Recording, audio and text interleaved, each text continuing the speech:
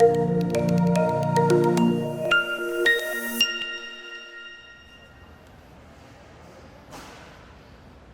y'all, this is Chris and this is your Basecamp 20-foot. We're going to start right here with the LP cover.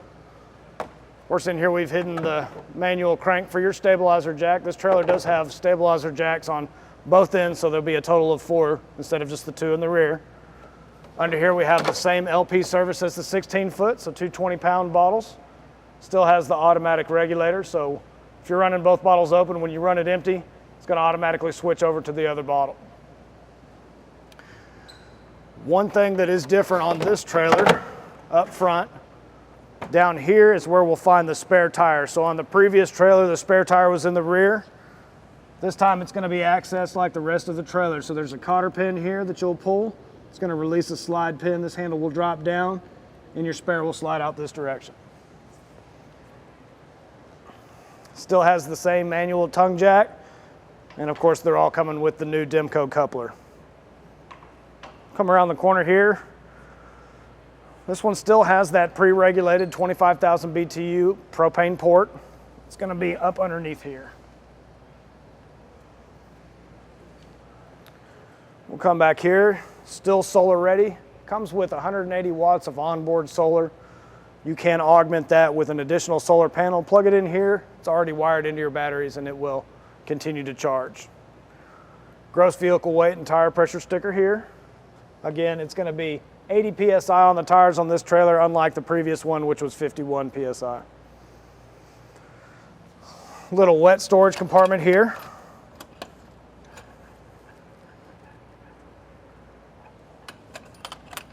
This is still a 30 amp trailer, so you'll have your 30 amp shore cord coming in here, 110 volts. We've got a light down here at your waste clean out in case you've got to connect your sewer line at night. One big difference for this trailer versus the 16-foot is that you have a gray tank that's separate from the black waste tank. Again, I always recommend you begin with the black tank before you pull the valve the first time. You always want to top it up to the top with fresh water so that way that water volume will help carry all of your solid waste out. You do want to flush it, so you'll end up filling and emptying it several times, but fortunately they've given you a waste tank cleanout valve that we'll point out when we get towards the rear of the trailer to facilitate the washing out of that waste tank. Once you've gotten this one clean, add a little water back to it and throw your tank chemical in it. And do the gray tank second because the soapy water runoff in that gray tank is going to help wash this pipe out. Please don't ever open both valves at the same time. If you do, the black will flow into the gray tank and contaminate it. And try not to leave your valves open at your camping site. You will need water in that black waste tank to catch the items that you're putting into the toilet. It is a little less important with the gray tank, but if you had left that one open, insects or rodents could possibly crawl up in there and build a nest inside the onboard tank. So,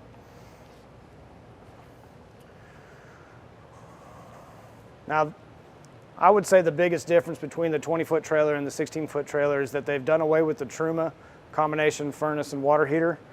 This has the same setup as the interstate vans. So you have the Suburban furnace, it is propane fired. And then you have the Suburban on-demand water heater.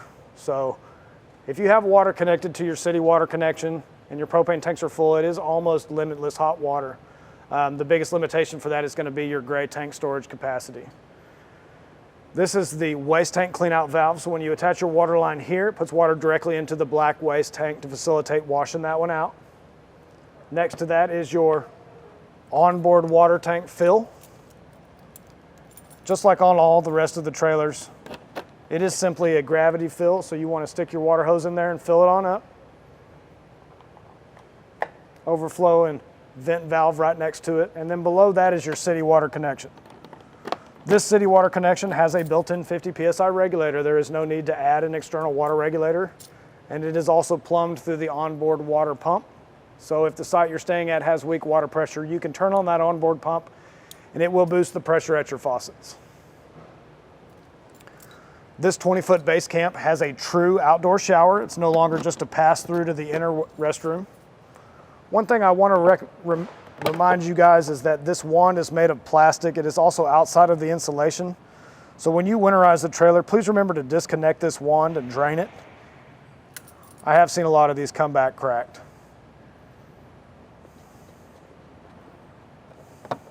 If you're using this shower with the onboard water tank, to get pressure here, you will need to turn on the onboard water pump. But if you are connected to your city water connection, it does provide pressure throughout the trailer here as well. We'll come around to the back. Now I will point out the back door has a hook. When you have the door open, you want to make sure that hook is attached. You don't want to let the door rest against the side of the trailer. That hook will help save your hinges. Other than it's taller, back here is exactly the same on the previous Basecamp. So you've got your sun visor here and your bug screen here. One thing that is different is below we've got a little bit of extra storage in the floor there. It does have a 50-pound weight capacity. You'll notice that we've got the rear bed set up as the bench, and you can add your tables into the middle and have kind of a U-shaped dinette on this end as well as another U-shaped dinette in the front.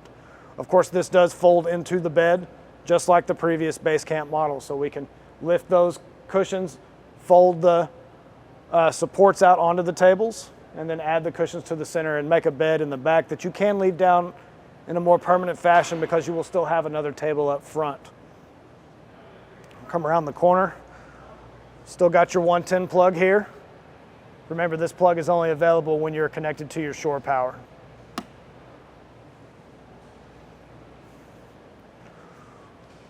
Just like the door on the rear, the side cargo door, the side door has a hook holding it open. Please make sure you release this hook before you go to slam the door. If you have it connected like this, you are strong enough to actually pull that out. So just try to be a little careful with it. Because it's a little bit taller, they have added an additional step for you. It's very simple to stow. You're going to fold that lower step onto the upper step and then simply lift them both into their cradle.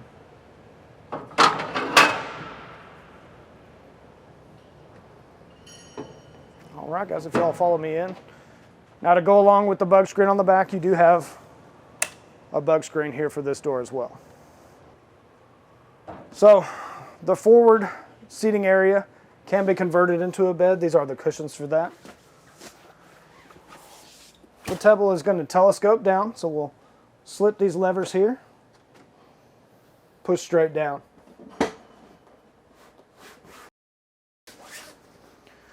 This table is spring loaded, so it will telescope back up.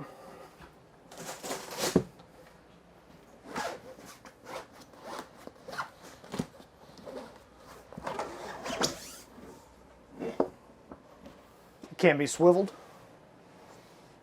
And of course, we'll lock it back in place right here.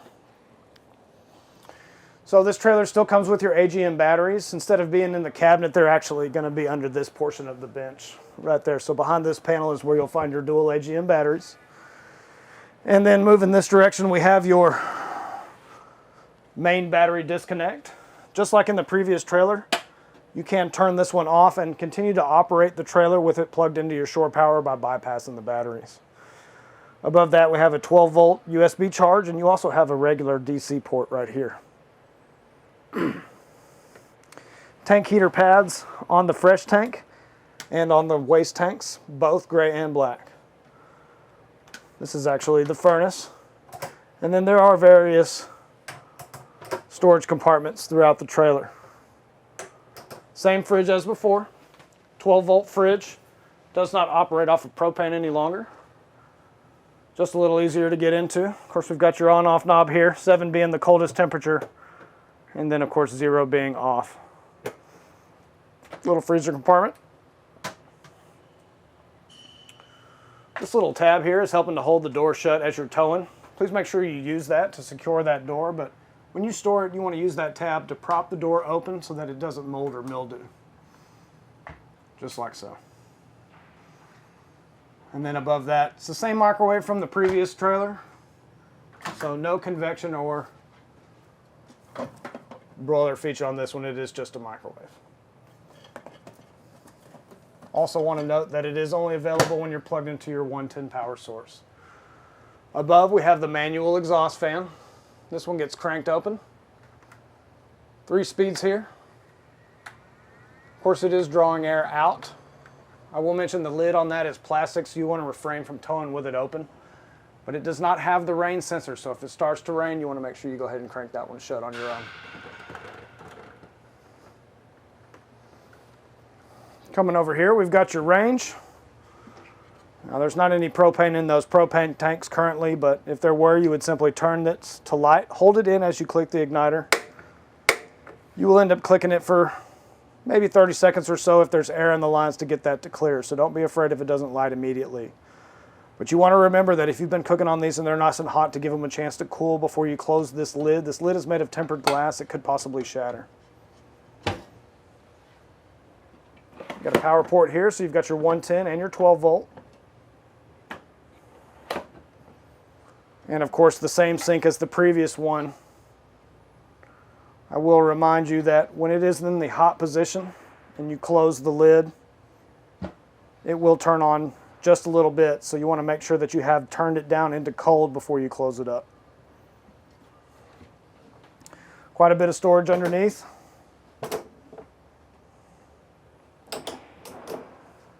And then in the bathroom, it's the same as the previous Basecamp, it's just reversed. So the toilet is on the other end.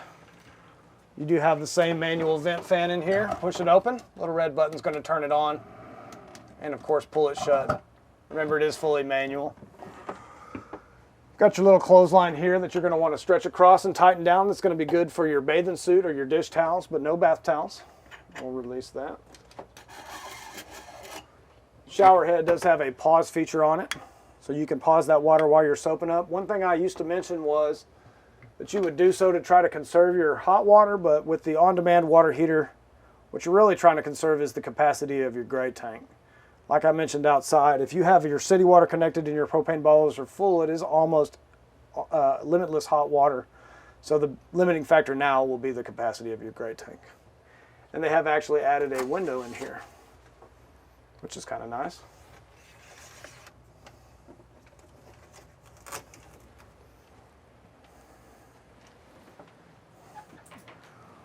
I'll go ahead and close this guy up. Now around the corner here, if you'll step around me, on this wall we've got your furnace control. All the way to the left is off. Turn it on and then of course turn it up. This furnace is propane powered though. It will also run off of just the battery circuit, so you don't need to have your 110 power connected to get the furnace heat. Above that is your sea level monitor.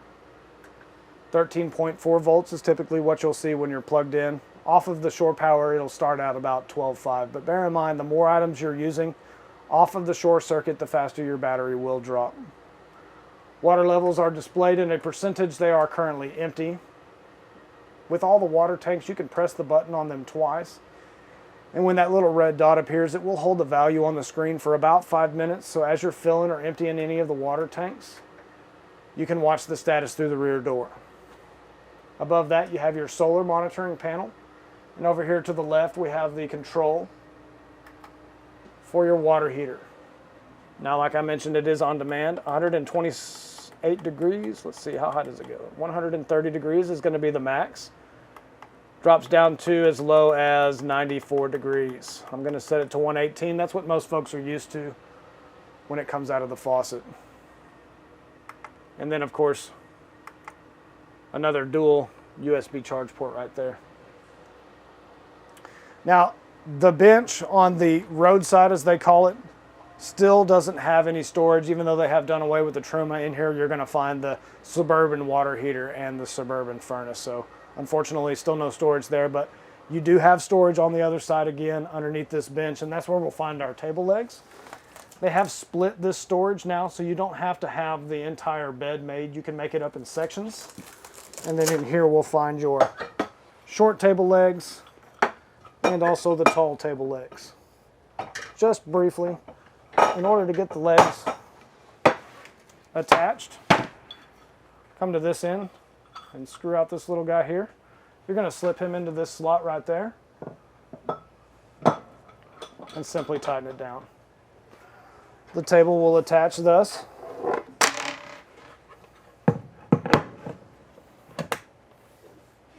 And at this point we could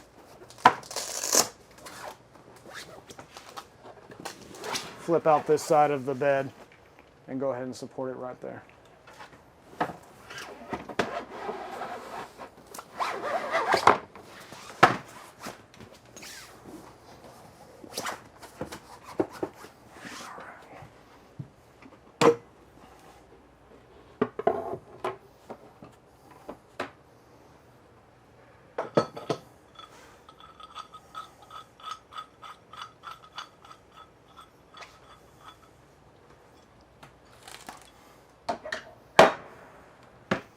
All right, we've got some D-rings so that you can secure your cargo.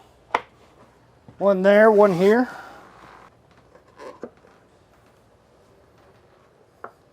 And then a couple on the other side as well. Note right here is your combination carbon monoxide and propane detector. This one is wired directly to the battery, unlike the smoke detector, which has a 9-volt battery. Those will not have to be replaced, but the 9-volt in the smoke detector up here will. All right, and I think finally, before we get to the air conditioner, I did want to point out that unlike the rest of the lights on the ceiling, this light right here is independent. So you'll click just like that to get it to turn on and off. And we have the same air conditioning controls as the previous air conditioner. I believe it is a 15,000 BTU air conditioner on this unit instead of a 13.5 like the previous. It does have a little heat strip in there, so like your space heater at home, a little coil will get hot and it's going to blow low velocity air across that. It's going to be good to take the chill off the air, but if you really need to heat the interior of the trailer, you want to use the furnace. Also has 2 fan settings without the compressor kicking on, so we have a low speed fan and a high speed fan. And then 2 options on the air conditioner as well. We will need to turn it to get that compressor to kick on, but this one is a Coleman Mach 8, so within about an hour, it is going to turn this thing into a pretty cold space to hang out, just like so.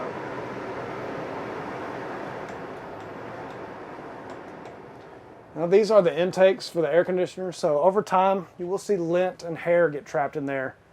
If you wanted to clean that, you will simply pop them free. Little screen's going to come out of there. Fingernail's going to get a hold of it. You'll hose this off in the sink, shake it dry, and then just slip it right back into place.